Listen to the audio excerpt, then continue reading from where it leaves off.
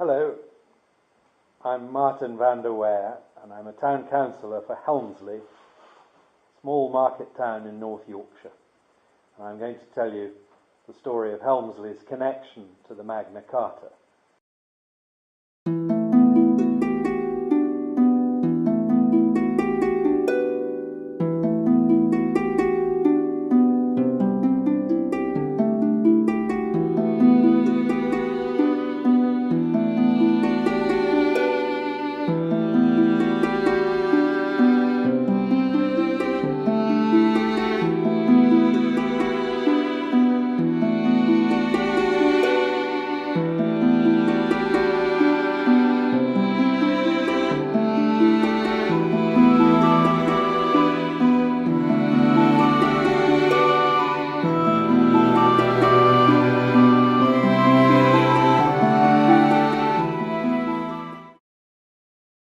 This year, 2015, is the 800th anniversary of the achievement of the Magna Carta at Runnymede, when King John agreed to grant rights to the free men of England that have come down through the centuries and formed the basis of the rule of law not only in England but actually throughout the English-speaking world.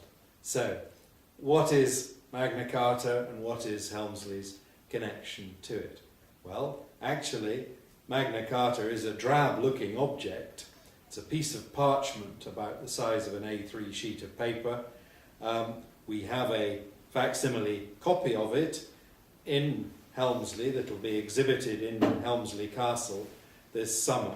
But as an object, it's not the most exciting thing you've ever seen. It's something where you have to use some imagination to understand its historical importance and the resonance that it's gathered over these 8 centuries. It was actually repudiated within 9 weeks of that event at Runnymede on the 15th of June 1215.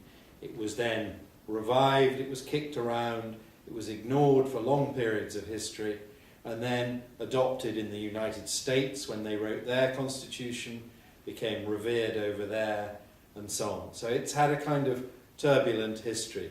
Only 3 or 4 of its 63 clauses are still active as part of English law, yet it's an artifact of world importance, carved into history, a kind of totem of the liberties of free men and women. So, that's the Magna Carta, but what's Helmsley's connection? Well, I'm going to talk about a medieval baron called Robert de Roos, spelt R-O-S but pronounced as though it was R-O-O-S, Roos. He was the Baron of Helmsley at the time, and let me tell you about him. So we'll start with his great-grandfather, who was called Peter, or Piers de Roos. He was the steward of Holderness, which is, of course, an area of East Yorkshire towards the east coast. He was the steward on behalf of the Lord of Holderness, who was William the Conqueror's nephew, so a big man of the Norman aristocracy.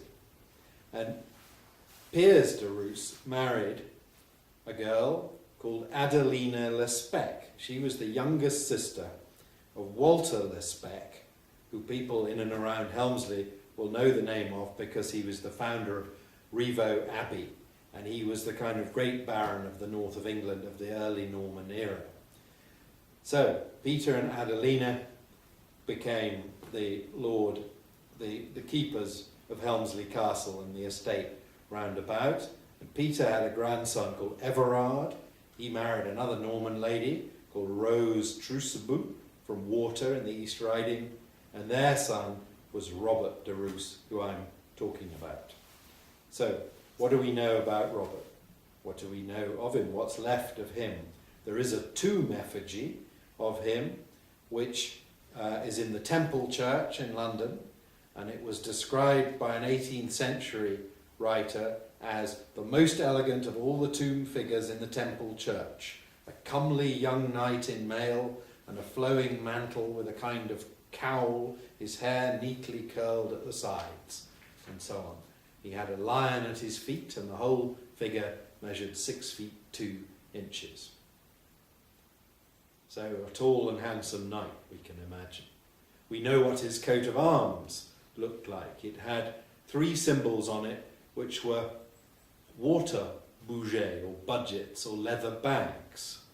And there's a kind of medieval pun that the origin of that is in his mother's surname, Trousseau, which could be a way of saying trois bouts or trois bougies, 3 budgets. Anyway, we've got the coat of arms, and we know that their first family seat was a little village in Holderness, in East Yorkshire, between Hornsey and Withensea, which is still called Roos today.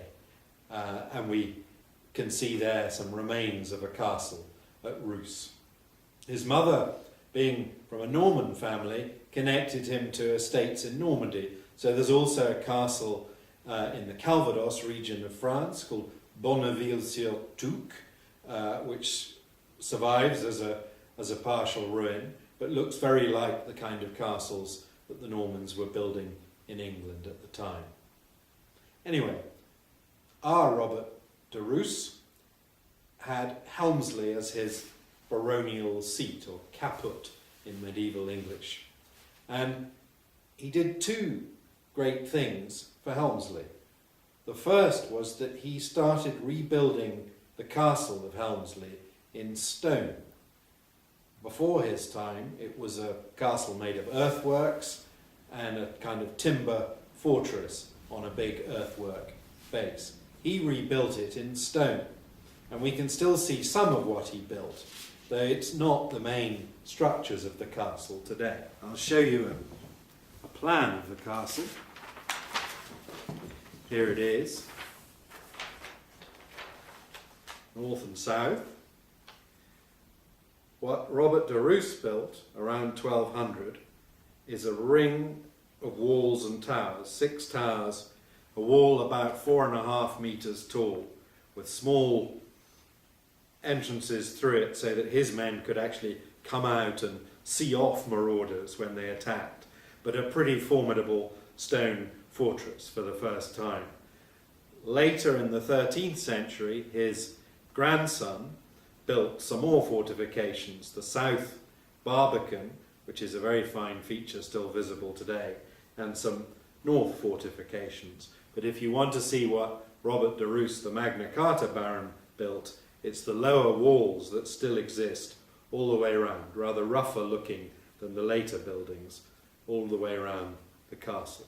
So he was progressive in the sense that he improved the castle considerably, made it a much stronger fortress. But he also did something else very important for Helmsley, which is that he gave Helmsley borough status for the first time.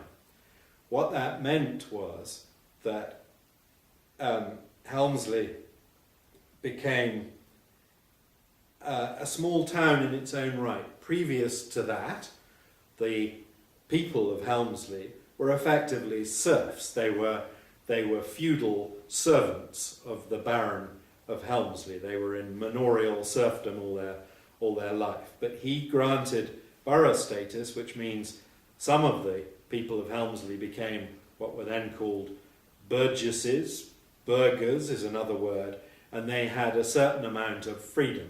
They occupied freehold patches of land, and we still have in Helmsley long, narrow back gardens in parts of the town, which are the burgage plots that they were granted.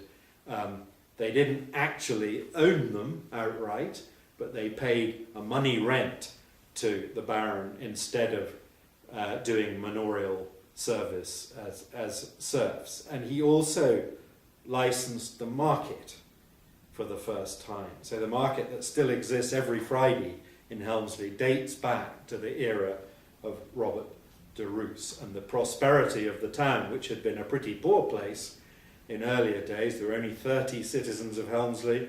In the Domesday Book, much of the land around Helmsley was laid waste by the Normans after the Norman conquest and so on. But it began to become a slightly more prosperous place as a result of Robert de Roos's changes that he brought. So we can think of him as a progressive baron. We don't know whether he was benign or generous to the lower social echelons, as it were, but at least he made progress for Helmsley. There are descriptions of Robert de Roos to be found in accounts of the period. The great historian of Magna Carta, Sir James Holt, in his book about Magna Carta, published 50 years ago, describes Robert de Roos as a vigorous and persistent decisor, that means a dispossessor of other people's lands, whose men attacked the bailiffs of the Sheriff of York with bows and arrows in 1220, when he was fighting to get his own lands back, and put them to flight. He also describes him as a sophisticated and original in his legalistic arguments that he pursued for other of his land claims. So we can picture a clever, tough, energetic, probably pretty ruthless fellow in the way of the Middle Ages, who left his mark on Helmsley in the stone-built castle we still have today, and in the foundation of the town as a borough with free men of the borough. There were connections between de Roos, his family, and other sites around here: Kirkham Abbey, the other side of Malton, Byland Abbey and Rievaulx Abbey, where in fact Peter de Roos was buried, and so on. And there is an English heritage trail connecting those sites this summer. So that's Robert de Roos, but what was his connection to Magna Carta? Was he a big figure in the story? A walk-on part? Well, let's try and follow that aspect of his life. The key fact about him is that he was one of 25 sureties, or guarantors, elected by all the other barons who were rebelling against King John in 1215, to try to ensure that King John stuck by the pledges that he made in Magna Carta. Some of our neighbours also had barons, so there was William de Mowbray from Thirsk, and there was Richard de Percy from Topcliffe, and so on. There were barons from Skipton, from Pontefract, from Alnwick and elsewhere. They were scattered across England in no particular pattern. Now, the official history book of Helmsley says de Roos was one of King John's most resolute and unflinching opponents. I've seen him elsewhere referred to as one of the leading Northerners, the group of barons from the north of England, led by a man who he was related to by marriage, Eustace de Vesey of Alnwick, and so on. One contemporary chronicle says he was one of the chief incentors of this pest, that is, the baronial resistance to the king, by April 1215, when the barons got together at Stamford in Lincolnshire to agree on the demands that became Magna Carta. But actually, that's not quite an accurate picture of de Roos, because right up until the last moment, right up until late April 1215, he really seems to have been quite wobbly, and he certainly wasn't an early leader of the rebellion, but a late comer to it. Now, I'll try and explain that. We have to go back into some background about the dynasty to which King John belonged. He was a Plantagenet king. The Plantagenets were French, as the Normans were, but they were actually enemies of the Normans. They were warlords of a neighbouring part of France, Anjou, in the Loire region. An English history of this whole period is an Anglo-French affair, as it were, a battle of strength between factions fighting over lands all the way from Hadrian's Wall to the Pyrenees. And the Plantagenets succeeded to the English throne through the fact that Henry II, who became king in 1154, was the son of Matilda, who was a granddaughter of William the Conqueror. So the crown at that point passed from a Norman dynasty to the Plantagenet or Angevin dynasty. But the Plantagenets had a pretty bad reputation that lasts to this day. They were very brutal, very extractive, tyrannical rulers. They took treasure and coin wherever they could find it to finance their armies in their battles, particularly in France, and in the case of Henry II's successor, Richard the Lionheart, Richard I, to finance crusades in Palestine.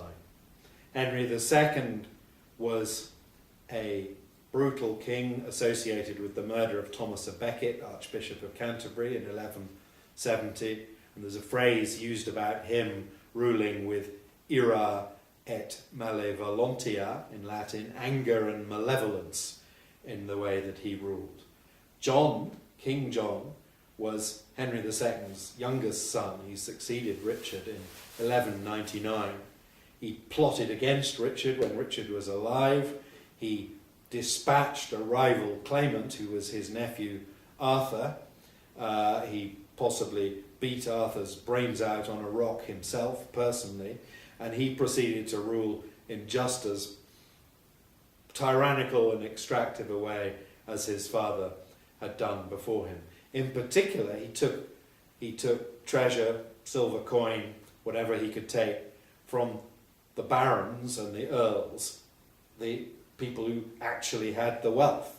There was no point trying to tax the peasants and the serfs. They had no wealth, so the taxing was done on the barons, and he taxed them on inheritance. When they inherited their estates, he would charge them a tax. When they married, he'd charge them another tax. If they didn't want to do military service, he'd charge them again. If they went to the kind of primitive form of justice, the court system that dated from Edward the Confessor, to settle land disputes, again, that was another cash cow for the royal treasury, and so on.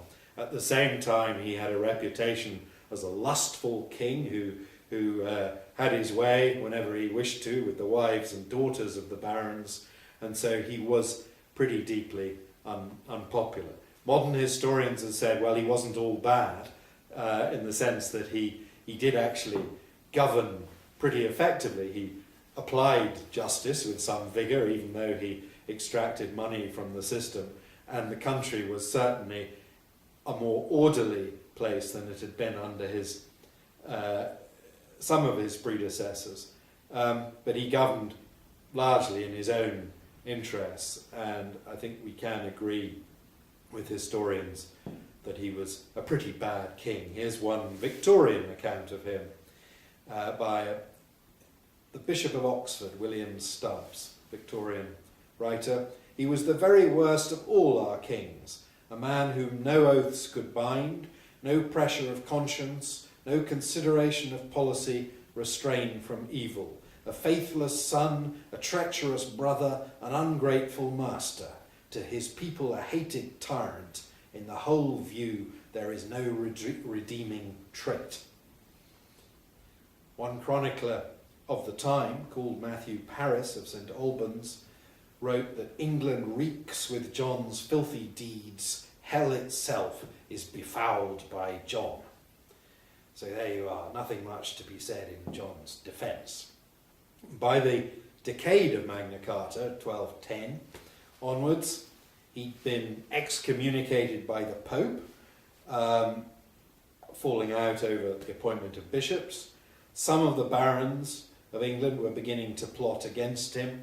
He relied for holding power on French mercenaries, on barons and knights who'd come over from the Loire region with him, who were pretty brutal, who were hated by the Anglo-Norman establishment. He was losing ground against his enemies in France, and his coffers were often nearly empty.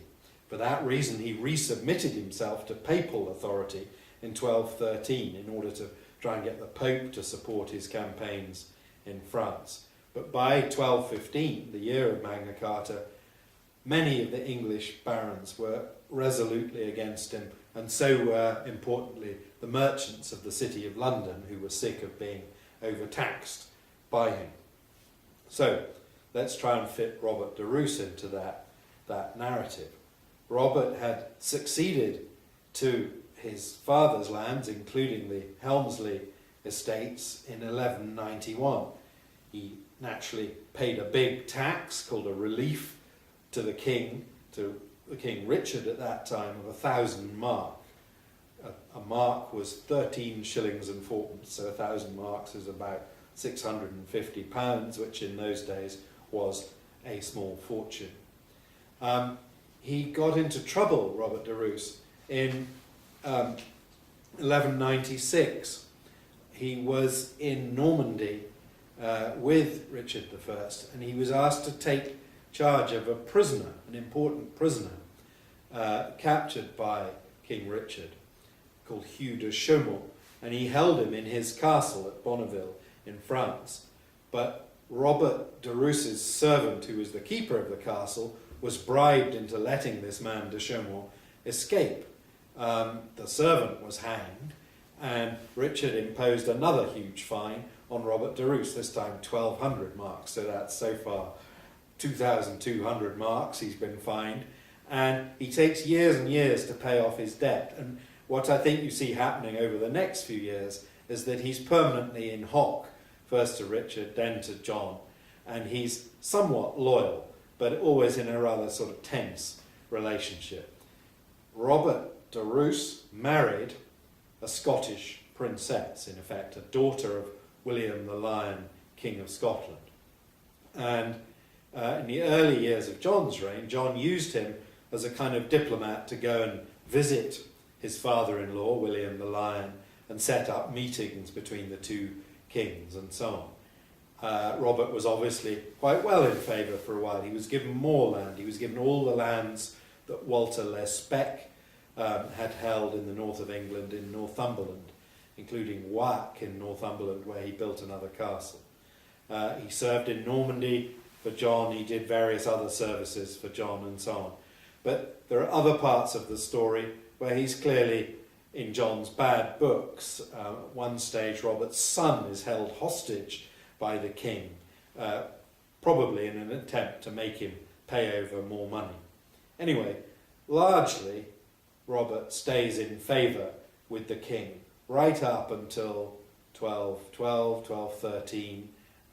He's appointed Sheriff of Cumberland, an important job in the north of England. He's given more lands and manorial rights. He's given a license to sail a ship across the seas laden with wool and bring back wine in exchange and so on.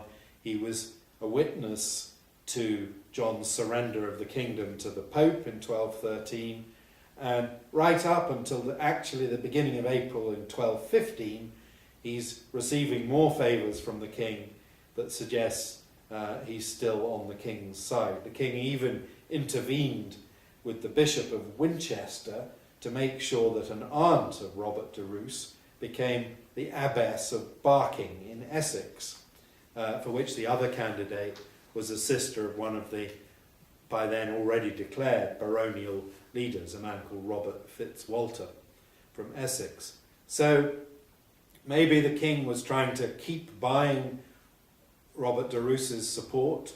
Maybe Robert was truly loyal to the king. But suddenly, in April 1215, he effectively changes sides. He joins up with the rebel barons at Stamford. He helps draft the Charter of the Barons, a separate document which still exists, which was in essentially their wish list, what they wanted in the Magna Carta. And he went to Runnymede, and at Runnymede he was one of the 25 barons elected as sureties to compel the observance of the Great Charter that was agreed on that day. So, an interesting point of history is, did the king sign the charter? No, he certainly didn't. He probably couldn't write. The only people who could write in that age were monks and clerks, whose job it was to do that. Did he seal the charter at Runnymede?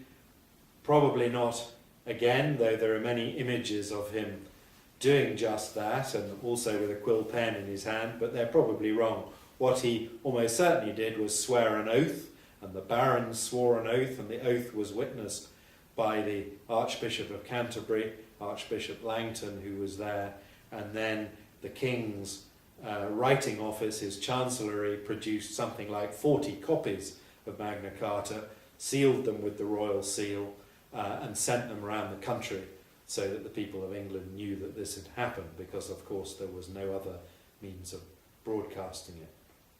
What was the Magna Carta? Well, it was a peace treaty, though not a very successful one. England was on the verge of civil war at this moment. The barons, the merchants of London against the king and his loyal French subordinates. It was a settlement of certain particular grievances of the time. It names some of those French henchmen and mercenaries who were with John and says they were to be excluded from powerful positions henceforth. It deals with, a rather curious thing, fish weirs in the Thames and the Medway. Why? Because fish weirs were impeding the ships that were so important to the trade of the merchants of the City of London. It guaranteed some traditional freedoms of merchants and other cities. It established a standardization of weights and measures, which was a major step forward, and importantly it granted freedom to the Church of England, and that was the important point inserted by Archbishop Langton. In some ways it was conservative rather than progressive. It restated a lot of existing principles of feudal and forest law. It followed a tradition of charters in which preceding kings on their accession and at intervals during their reigns would issue charters saying what rights they agreed belonged to the barons and the people of England, but they were more often than not breached almost immediately by the kings who reigned by divine right, so there was no sanction to stop them if they didn't abide by what they'd said they would abide by. Foreign monarchs did much the same thing.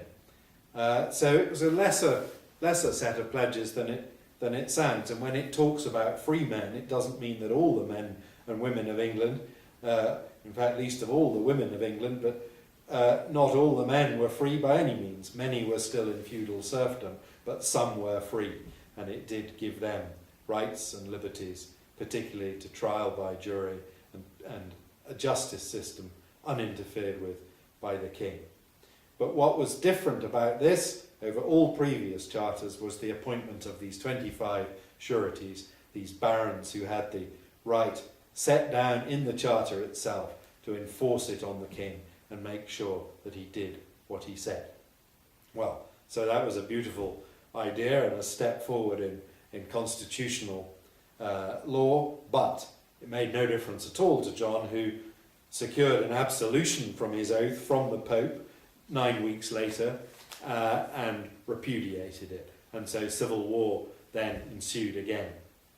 Robert resisted the royal fight back. He fought with the other northern barons. He held out in his castle in Northumberland for quite a long time.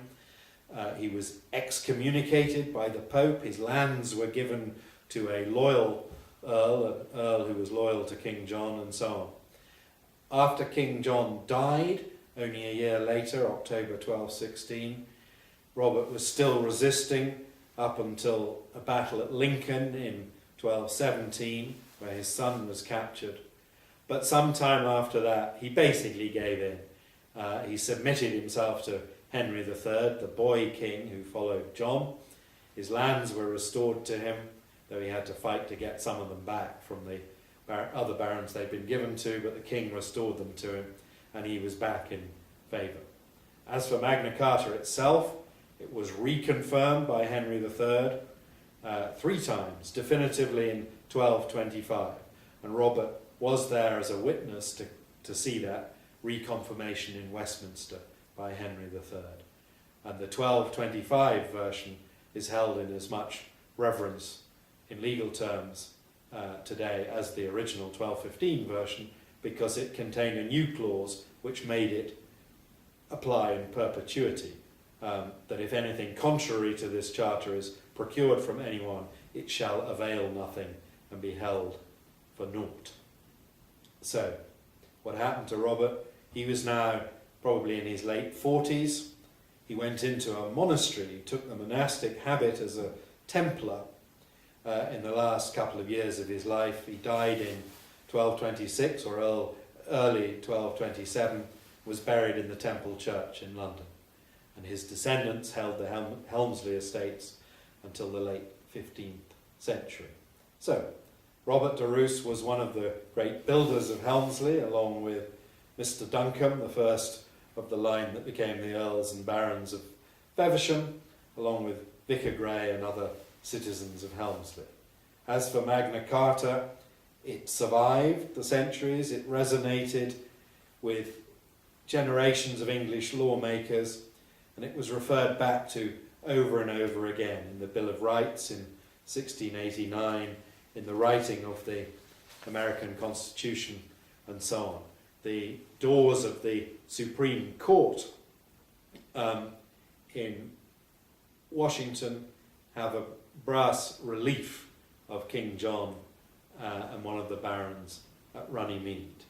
At Runnymede itself, the monument there was actually erected by American lawyers, by the American Bar Association in 1957, and it has what literally looks like a totem pole, a stone obelisk, as it were, in the middle of the monument, which encapsulates the whole Magna Carta story as freedom under law. So there we are, Helmsley's connection to Magna Carta. Thank you.